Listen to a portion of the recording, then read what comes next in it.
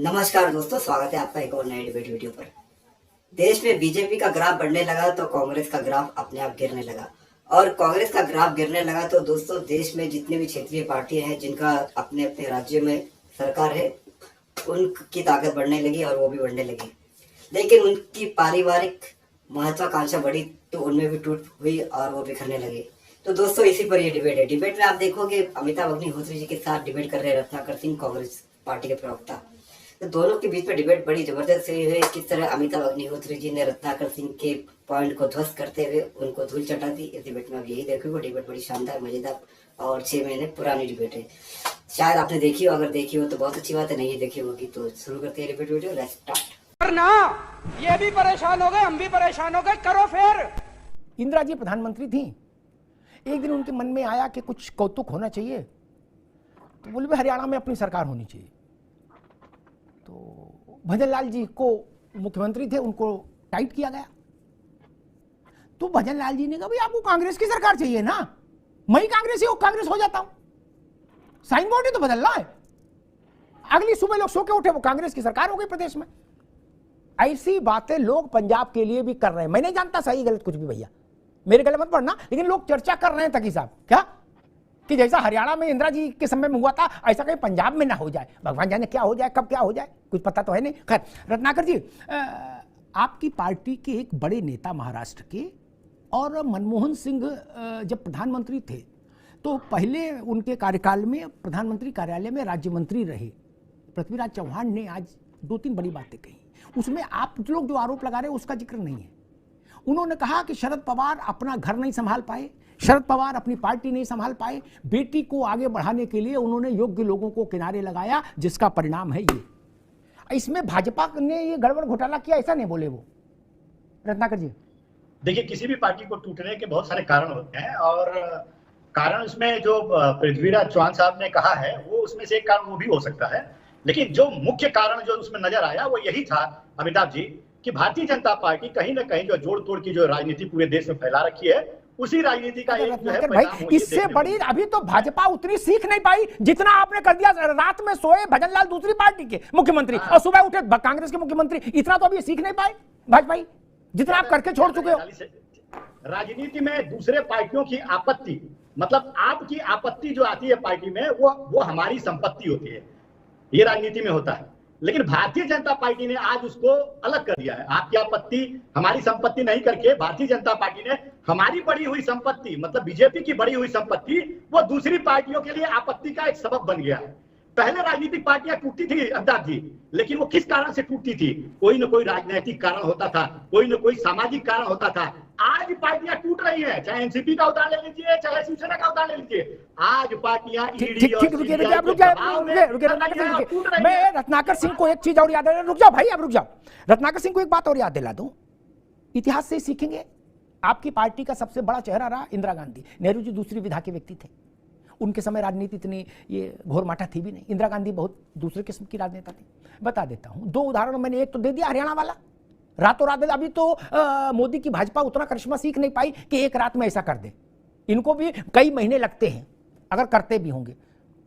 उन्होंने रामसुंदर दास को भी फोन किया था इंदिरा गांधी ने, बिहार के चीफ मिनिस्टर थे। सुनिए रत्नाकर जी, आगे काम आएगा ये प्रसंग। क्या बोले? कांग्रेस के मुख्यमंत्री के तौर पर रहेंगे, हो जाइए तो सरकार चलेगी, नहीं तो सरकार बर्खास्त हो जाएगी।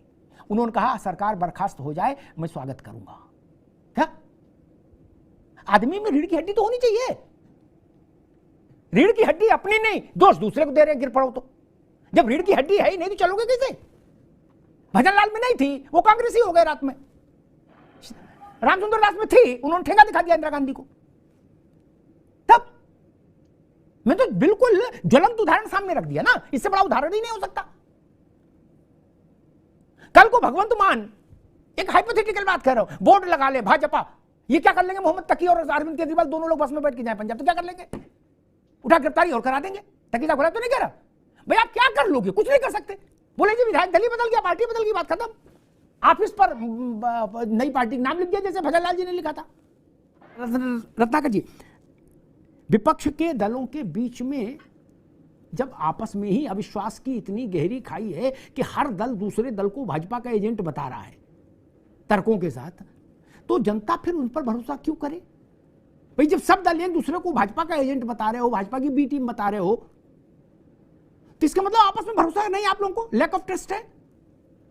रत्नाकर भाई देखिए अमिताभ जी, कहीं ना कहीं देश में बहुत सारी लोकतांत्रिक पार्टियां हैं और जरूरी नहीं कि हर लोकतांत्रिक पार्टी जो है इस महागठबंधन जो हम बनाने जा रहे हैं उस महागठबंधन का हिस्सा बने।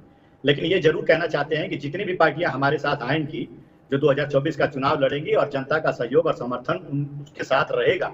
जिस तरह से कर्नाटका में भी आपने देखा कि बार बार जोड़ तोड़ की राजनीति से, बार बार जो है हिंदुत्व के खतरे की राजनीति से जो भारतीय जनता पार्टी करती है, उससे दिगर जो है जनता ने वहां पे कांग्रेस पार्टी को जिताया। इसलिए जिताया कि जो है लोग, आम जनता की जो परेशानियां हैं, वो जो मुद्दे हैं, उसकी लड़ाई कोई लड़ सकता है तो कांग्रेस पार्टी लड़ सकती है। भारतीय जनता पार्टी, प्रधानमंत्री मोदी जी अमेरिका जब गए थे अभी हाल ही में, जब उनसे सवाल पूछा गया अमिताभ जी कि लोकतंत्र कितना सुरक्षित है आपके देश में, तो 14 बार लोकतंत्र शब्द का उन्होंने इस्तेमाल किया था, सिर्फ ये विश्वास जताने के लिए कि हमारे देश में लोकतंत्र सुरक्षित है। नहीं करना चाहिए लेकिन विडंबना यही है, अब सुन नहीं पाएंगे आप, अब आप सुन लीजिए, पूरी कर लीजिए, सुन लीजिए थोड़ा सा जी, सुनने का भी। हाँ, 14 बार उन्होंने कहा लोकतंत्र को और विश्वास दिलाया कि जो है भारत में लोकतंत्र सुरक्षित है। लेकिन यहाँ पे कितना लोकतंत्र सुरक्षित है, ये जो पार्टियां टूट रही हैं, जो दल एक दूसरे दल में शामिल हो रहे हैं, ये यहाँ की जनता देख रही है और समझ रही है। यही शिवसेना है। 16 एमएलए की सदस्यता का अभी स्पीकर ने कोई फैसला नहीं लिया है। सुप्रीम कोर्ट ने जबकि कहा है कि आप एक विद इन टाइम फ्रेम आप उसका डिसीजन लीजिए, लेकिन डिसीजन पेंडिंग है। मालूम है इनको कि डिसीजन अगर ले लेंगे तो सरकार गिर जाएगी, और यही खतरे को देखते हुए उन्हें एनसीपी को 2 बार करके अजीत पवार को मैं समझ गया। ठीक है, अब रुकना होगा रत्नाकर सिंह, अब रुकना होगा आगे बात। मैं समझ नहीं पा रहा, ये हास्यास्पद बात करते हैं, इतनी पुरानी कांग्रेस पार्टी 16 बार नाम लोकतंत्र का क्यों लिया? अगर वो सवाल खारिज कर देते तो कहते बोले नहीं, हिम्मत नहीं पड़ी। गजब करते हो, बोले आटा गूंथने पे हिलती क्यों हो? ये ऐसा व्यवहार मत करिए, इससे आपकी हंसी बनती है पार्टी की। अजब बात है, कोई सेंसिबल बात तो बोलो मित्र। बोले लोकतंत्र का नाम उन्होंने 14 बार क्यों लिया? अच्छा 12 बार लेते तो ठीक था। कैसी बात करते हो यार, गजब करते हो। राहुल गांधी वल्ल बोल के आए, वो आपको ठीक लगा? भारत का निर्वाचित प्रधानमंत्री है, वो भाजपा का ही नहीं है, वो कांग्रेस का भी प्रधानमंत्री है। आपको अच्छा लगे तो भी है और ना लगे तो भी है। ऐसा तो नहीं कि कांग्रेस अपने लिए भारत का अलग प्रधानमंत्री चुनेगी, नहीं ना। गलत तथ्यों को नहीं, आपके विरोध करने से कुछ नहीं होगा ना मित्र। ये लोकतंत्र की भावना तो समझो, आप लोकतंत्र की भावना नहीं समझ रहे। खैर, तथ्य झूठ नहीं बोलते, नेता झूठ बोल सकते हैं। जोशी साहब, तथ्य जो है वो कभी झूठ नहीं होता। ठीक, जैसे इंदिरा गांधी प्रधानमंत्री थी, कोई माइकल लाल झुठला नहीं सकता। नेहरू जी पहले प्रधानमंत्री थे, कोई नहीं झुठला सकता। आज नरेंद्र मोदी प्रधानमंत्री है, कोई माइकल लाल नहीं झुठला सकता। छत से कूद जाए तो भी नहीं ना। तथ्य झूठ नहीं बोलता। वैसे एक तथ्य ये है कि इस देश के पंडित जी से लेकर और मोदी तक जितने प्रधानमंत्री हुए, उनमें श्रीमती इंदिरा गांधी ने सर्वाधिक बार अपने कार्यकाल में देश की निर्वाचित राज्य सरकारों को रूथलेसली बर्खास्त करने का काम किया। इसको इनकार कर सकता कोई? इससे तो सोनिया गांधी भी इनकार नहीं कर सकती जो उनकी बहू है। लिखत पढ़त में कहां जाओगे भाग के? सच नहीं है, सच नहीं है क्या ये? केरल में जीतने के लिए आज लेफ्ट चाहिए। नंबूद्रीपाद की सरकार किसने बर्खास्त की थी? कहां जाओगे? तथ्य तो झूठ नहीं हो सकते मित्र। प्रशांत पटेल गलत बोल सकते, रत्नाकर सिंह गलत बोल सकते, अमिताभ अग्निहोत्री गलत बोल सकते, तथ्य तो गलत नहीं बोलेंगे ना। इस देश में सर्वाधिक बार, मैंने 2 उदाहरण दिए, रामसुंदर दास का दिया, इंदिरा जी ने उनको भी टेलीफोन किया, उन्होंने कहा हम बर्खास्त होने को तैयार है मैडम, ये नहीं करेंगे। भजन लाल ने कहा मैडम आपको हमारी कसम, आदेश करो, वो हो गए। वो वहां लोकतंत्र है, वो लोकतंत्र था। चुनी हुई सरकारों को बर्खास्त कर देना रातों रात, ये लोकतंत्र है। आपने देश में इमरजेंसी लगाई, बोले ये लोकतंत्र है।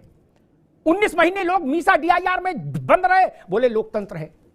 जब बात है, आपने सुप्रीम कोर्ट में जजों के वरिष्ठता के क्रम को पलट दिया, विश्व भर में आलोचना हुई, एचआर खन्ना को आपने डिमोट किया। ये इंदिरा गांधी का किया हुआ था कि नहीं था? ये इसलिए जब भी बोलिए ये देखिए, एक उंगली दूसरे पे उठाओगे 5 अपनी तरफ आ रही हैं। कांग्रेस तो खास तौर पर उसने चूंकि सबसे ज्यादा समय तक शासन किया, लोकतंत्र के साथ सबसे ज्यादा खिलवाड़ के आरोप इसलिए कांग्रेस के खाते में है। उनसे कांग्रेस के आज के वक्ता प्रवक्ता भाग नहीं सकते, वो कुछ कर ले, बच ही नहीं सकते भाई। रिकॉर्ड है कितनी बार श्रीमती गांधी ने विपक्ष की सरकारों को भस्मीभूत कर दिया। बोले ना, या तो कांग्रेस की सरकार रहेगी नहीं तो सरकार नहीं रहेगी। अब आप चिल्लाते हो ऑपरेशन लोटस, ऑपरेशन गेंदा फूल, ऑपरेशन गुलाब का फूल, ऑपरेशन गोभी का फूल। वो कौन सा ऑपरेशन था? वो ऑपरेशन तरबूज था।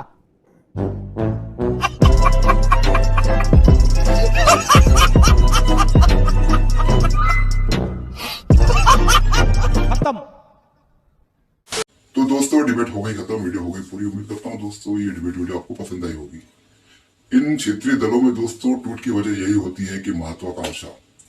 आपको मैं एनसीपी का एग्जांपल दे देता हूँ। एनसीपी में शरद पवार जी हैं, वो सब करता धरता है, लेकिन उनके भतीजे जो है वो चाहते थे कि उनको भी इस पार्टी में कुछ अच्छा पद मिले, अच्छे उनकी भी चले पार्टी में। लेकिन शरद पवार जी है जो अपने खून, उनकी बेटी जो, उनको ही महत्वता दे रहे थे। तो भाई टूट तो होनी थी। जो पार्टी के लिए सब कर रहे हैं, अपना खून पसीना बहा रहे हैं, उनको नजरअंदाज किया जा रहा है। तो इसी वजह से अजीत पवार जी ने पार्टी से किनारा कर लिया, नहीं बल्कि अपनी पार्टी को ही पूरी तरह से छीन लिया और शरद पवार जी अलग हो गए, ये अलग हो गए। लेकिन एनसीपी जो रहे, मेन एनसीपी अजीत पवार ने ले ली। ऐसी शिवसेना में भी हुआ, पारिवारिक महत्वाकांक्षा के चलते उद्धव गुट जो है उनके साथ जो उनके अलायंस से वो अलग हो गए उद्धव गुट के। तो उद्धव गुट जी नाम के रह गए, जो मेन थे वो अलग हो गए। महत्वाकांक्षा बस यही होती है दोस्तों, यही है परिवारवादी पार्टियों का, ऐसा ही होना है। लेकिन एक बात और भी है, बीजू दल वाले हैं और भी कई सारे ऐसे है जो परिवारवादी पार्टियां हैं, वो चली रही है, वो टिकी हुई है। इसकी वजह है कि वो अपने क्षेत्र तक सीमित है, उनकी कोई ज्यादा महत्वाकांक्षा नहीं है, बस वो अपने स्टेट में राज करना चाहते हैं, तो वो टिके हुए हैं। लेकिन जिनकी महत्वाकांक्षा बढ़ी, वो अपनी महत्वाकांक्षा को आगे लेकर जाकर पार्टी को तोड़ रहे हैं और अपनी पार्टी को अपने नाम से लेकर आगे बढ़ा रहे हैं। तो दोस्तों यही था डिबेट में। उम्मीद करता हूँ दोस्तों ये डिबेट वीडियो, ये कंटेंट मेरा काम आपको पसंद आया होगा। अगर ये डिबेट वीडियो, ये कंटेंट मेरा काम आपको पसंद आया तो जरूर जाएंगे। मिलता हूँ आपसे अगली वीडियो में, तब तक के लिए जय हिंद, वंदे मातरम।